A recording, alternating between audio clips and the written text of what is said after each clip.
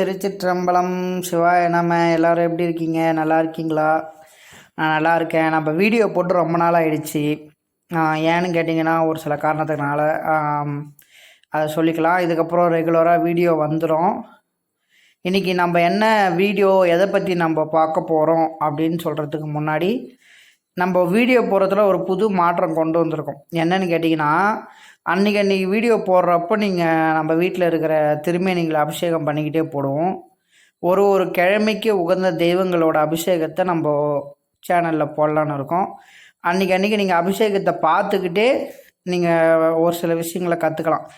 அபிஷேகம் பார்த்த மாதிரியும் இருக்கும், இறைவன் அருள் கிடைத்த மாதிரியும் இருக்கும், புதிய தகவல்களை நமக்கு தெரிஞ்சுக்கிட்ட மாதிரியும் இருக்கும். அதனால தான் அந்தந்த கிழமைக்குரிய தெய்வங்களோட அபிஷேகங்கள், தீபார்த்தனை, அலங்காரங்கள் மற்றும் நீங்கள் இது இல்லாமல் நம்ம ஒரு சில விஷயங்களை தினம் அந்தந்த கிழமைக்கு தகுந்தது போல் நான் ஒரு விஷயங்களாக சொல்கிறேன். நான் உங்களுக்கு எதனா புதுசாக விஷயம் தெரிஞ்சுக்கணும் இல்லைனா சந்தேகம் இருக்குனாக்கா நீங்கள் கமெண்ட்டில் போடுங்க, அதை பற்றி நான் வீடியோ போடுறேன்.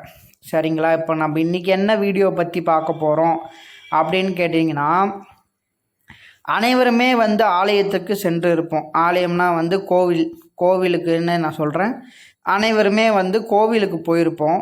கோவிலுக்கு போகிறப்ப பல பேர் உபாயம்னு சொல்லிட்டு நிறைய இடத்துல எழுதியிருப்பாங்க. உபாயம்னா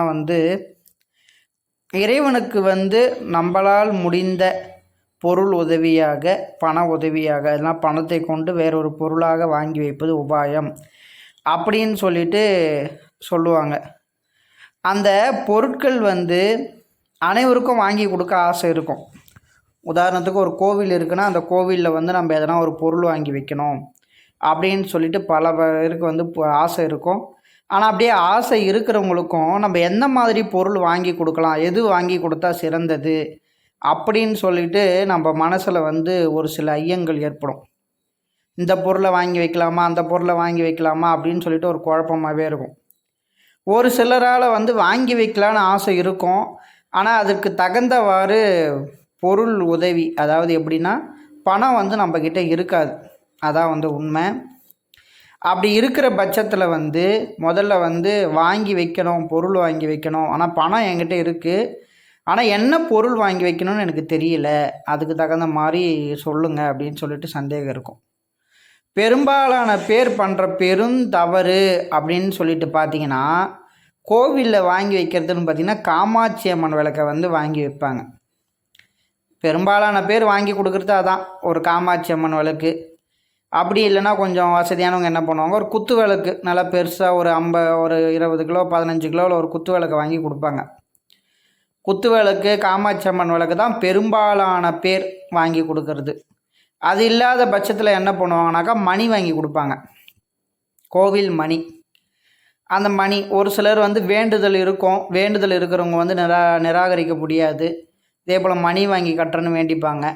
அப்படி இருக்கிறவங்க மணி வாங்கி கொடுக்கலாம். ஆனால் புதுசாக வாங்கி கொடுக்குறவங்க கொடுத்த விஷயத்தையே கொடுக்காதீங்க. ஏன்னா காமாட்சி அம்மன் விளக்கு கொடுத்தீங்கன்னா எந்த ஆலயத்திலையுமே காமாட்சி அம்மன் விளக்கு ஏற்றப்படுவதில்லை. கருவறையில் பாருங்கள், கருவறையில் பார்த்தீங்கன்னா அந்த சரவிளக்கு அப்படின்னு சொல்கிற அந்த தொங்கும் விளக்கு மட்டும்தான் ஒன்று எரியும்.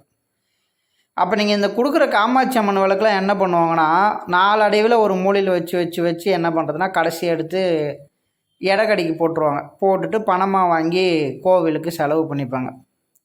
அப்போ என்ன தான் பண்ணுறது, காமாட்சி அம்மன் விளக்கு வாங்கி கொடுக்க முடியாது.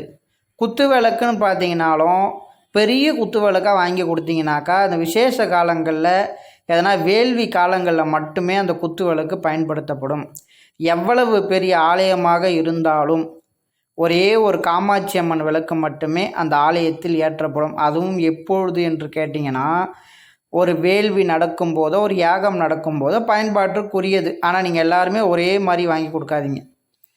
அப்போது நீங்கள் எதனா வாங்கி கொடுக்கணும், என்கிட்ட பணம் இருக்குது, நான் எதனா வாங்கி கொடுக்கணுன்னு ஆசைப்பட்றேன் அப்படின்னு சொல்லிட்டு நீங்கள் நினச்சிங்கனாக்கா இறைவனுக்கு அந்த ஆலயத்திற்கு சென்று அங்கே பணிபுரியும் அர்ச்சகரோ ஐயரோ இல்லைனா ஊர் ஒரு கிராமப்புறங்களில் உள்ள கோவிலில் உள்ள ஐயரோ யார்கிட்டையாவது நீங்கள் கேளுங்க, இந்த கோவிலுக்கு என்ன வேணும், இப்போதைக்கு அத்தியாவசியத்துக்கு என்ன இல்லை அப்படின்றத கேட்டுட்டு வாங்கி கொடுங்க. நீங்களாக முடிவு பண்ணிவிட்டு நம்ம இதை வாங்கி வைக்கலாம் அதை வாங்கி வைக்கலான்னாக்கா அது இறைவனுக்கு பயன்படக்கூடிய பொருளாக இருக்கணும்.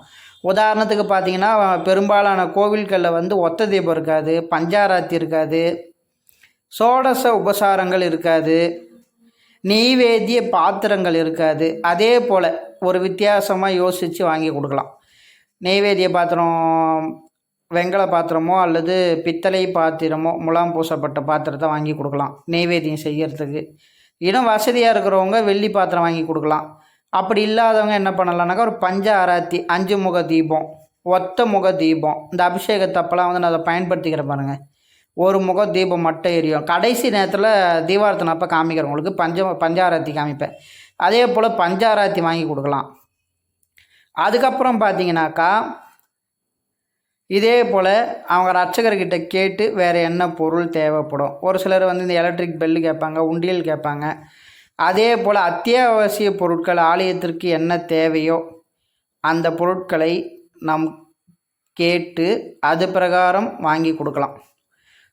கேட்காம நம்ம வாங்கிட்டு போகலாமா சாமி, நாங்கள் ரொம்ப தூரத்தில் இருக்காங்க, அவங்க நம்பர் இல்லைன்னா அந்த மாதிரி பொருள் வாங்கிட்டு போகலான்னா தாராளமாக. இதே போல் இந்த பஞ்சாராத்தி, ஒத்த தீபம், அதே போல் பொருட்களை நீங்கள் வாங்கி கொண்டு கொடுக்கலாம். ஏன்னா வந்து அது பயன்பாட்டுக்குரியது, அடிக்கடி வந்து பயன்படுத்தக்கூடிய பொருள்.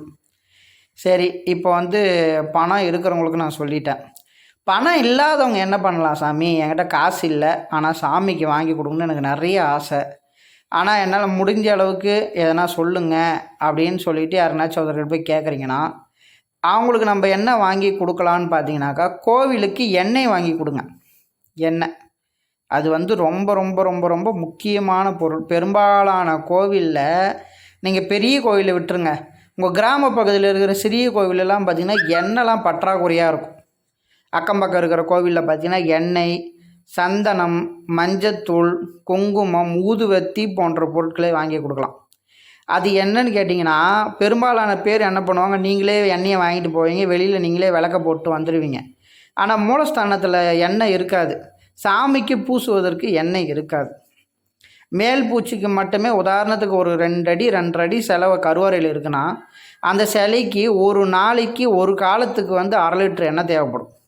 அப்போ பார்த்துக்குங்க ஒரு மாதத்துக்கு எவ்வளவு எண்ணெய் தேவைப்படும்.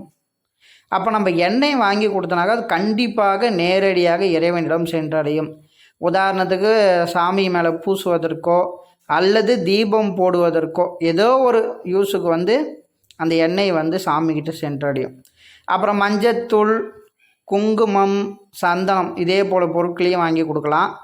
இதை வாங்கி கொடுத்தாலும் அபிஷேகமாகவோ அல்லது பொட்டாகவோ எப்படியாவது சென்றடையும். இதே போல் வந்து நீங்கள் பயன்படுத்தி ஆலயங்களுக்கு உங்களால் முடிந்தவற்றை நீங்கள் செய்யலாம். இதுதான் வந்து நான் இன்றைக்கி சொல்ல வந்தது. நான் பெரும்பாலான ஆலயங்களில் பார்த்துருக்கேன், ஆலயங்களில் வந்து நானும் பணி புரிஞ்சிருக்கேன். அதனால் எனக்கு தெரியும். கோவிலில் வந்து எப்போதும் நிறைய பேர் வந்து பண்ணுற தவறுகளை தான் நான் சொல்லியிருக்கேன். நீங்கள் இதை திருத்திக்கிங்க. எதாக இருந்தாலுமே நீங்கள் அவங்கக்கிட்ட கேட்டுட்டு வாங்கி கொடுக்குறது சிறப்பு. ஆனால் இந்த எண்ணெய், மஞ்சத்தூள், குங்குமம் இதே போன்ற பொருட்கள் அனைத்தும் நீங்கள் வாங்கி கொடுத்தீங்கனாக்கா அது அனைத்துமே வந்து இறைவனுக்கு சென்றடையும். இது எளிமையான முறையில் இறைவனுக்கு தொண்டாற்றுவது, இறைவனுக்கு தேவையான பொருட்களை கொடுப்பது. மலர்களை பறித்து கொண்டு போய் கொடுக்கலாம். நம்ம வீட்டில் உள்ள மலர்களை பறித்து கொண்டு போய் மாலையாக தொடுத்து கொடுக்கலாம், அல்லது கடையிலும் வாங்கி கொடுக்கலாம். அது எப்பேரையும் இறைவனிடம் சென்றடையும்.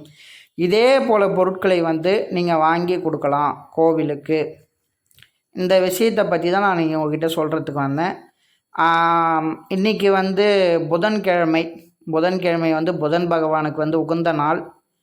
அதே போல் வந்து புதன்கிழமையில் புதன் பகவானை வழிபடும்போது வீட்டில் உள்ள அனைத்து குழந்தைகளுக்குமே வந்து ஒரு சரஸ்வதியை போல் அவரும் வந்து ஒரு படிப்புக்கு கல்வி செல்வம் என்று சொல்லக்கூடிய செல்வத்தை வழங்குபவர் புதன் பகவான். ஆகையால் அனைவரும் புதன் பகவானை வணங்கி வீட்டில் உள்ள அனைவரும் அருகில் உள்ள நவகிரக கோயில் இருக்கிற கோவிலுக்கு சென்று புதன் பகவானுக்கு விளக்கு போடுங்க. இதுதான் பஞ்சாராத்தி. அப்படி கோவில் இல்லாதவர்கள் அனைத்து இடத்திலும் விநாயகர் பெருமான் உள்ளார், அவருக்கு விளக்கு போட்டு வேண்டிக் கொள்ளுங்கள். புதன் பகவானுடைய அனுகிரகம் கிட்டும். உங்களுக்கு எழுகின்ற சந்தேகங்கள் அனைத்துமே வந்து கமெண்ட்டில் சொல்லுங்கள். நான் வீடியோ போடுறேன். சந்தேகங்கள் கோவிலில் இருந்தாலும் சரி, வீட்டில் இருந்தாலும் சரி, நம்ம சேனலை வந்து சப்போர்ட் பண்ணுங்கள், லைக் பண்ணுங்கள், ஷேர் பண்ணுங்கள், கமெண்ட் பண்ணுங்கள். நான் உங்களுக்காக நிறைய வீடியோ போடுறேன். சந்தேகங்கள்